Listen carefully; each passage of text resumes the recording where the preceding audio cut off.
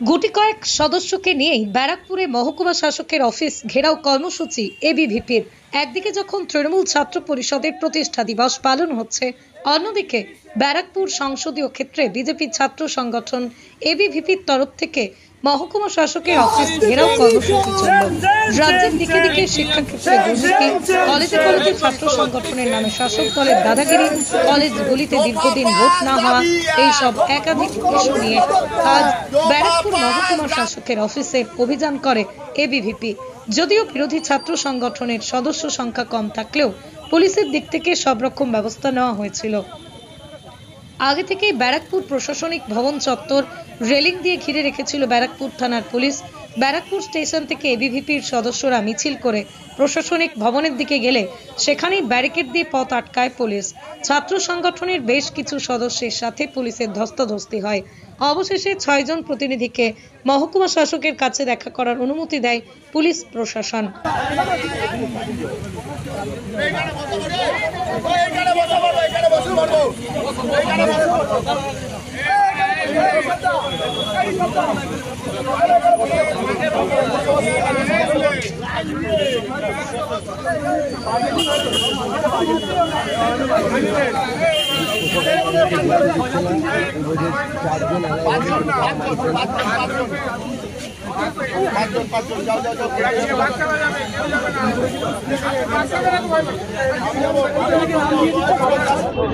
নারী সুরক্ষার জন্য আর যেটা ওবিসির কোটার মধ্যে যে মুসলিমদেরকে ঢোকানো হচ্ছে সেটার প্রতিবাদের জন্য, আর সরকারি স্কুলগুলোকে যেভাবে বেসরকারিকরণ করা হচ্ছে তার প্রতিবাদ।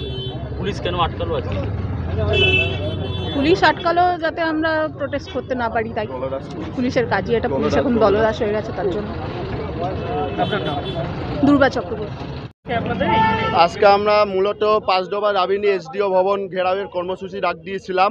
কেন প্রশাসন দীর্ঘদিন ধরে আমাদের কথা শুনছে না। প্রথম দাবি হচ্ছে আমাদের স্বাস্থ্যসন্ত লিঙ্গ কমিশনের দাবি অনুযায়ী স্টুডেন্ট ইলেকশন পুনরায় চালু করতে হবে।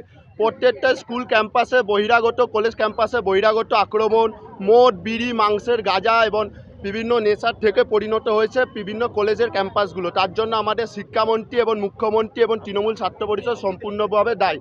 সেকেন্ড, আমাদের দাবি হচ্ছে নারী সুরক্ষা। বিশ্ববিদ্যালয় এবং কলেজের বাইরে এবং ভেতরে প্রত্যেক নারী সুরক্ষার দাবি মুখ্যমন্ত্রী এবং প্রশাসনকেই নিতে হবে, সেইটা আমরা নেব না, সেই দাবি। তৃতীয় দাবি হচ্ছে আমাকে ওবিসি এতে মুসলিম তোষণ, সেই মুসলিম তোষণ সম্পূর্ণরূপে বন্ধ করতে হবে। চতুর্থ দাবি আমাদের হচ্ছে বিভিন্ন সরকারি যত স্কুল কলেজ আছে সেগুলো পুনরুদ্ধার সুব্যবস্থায় ফিরিয়ে আনতে হবে। এবং আমাদের পঞ্চম দাবি হচ্ছে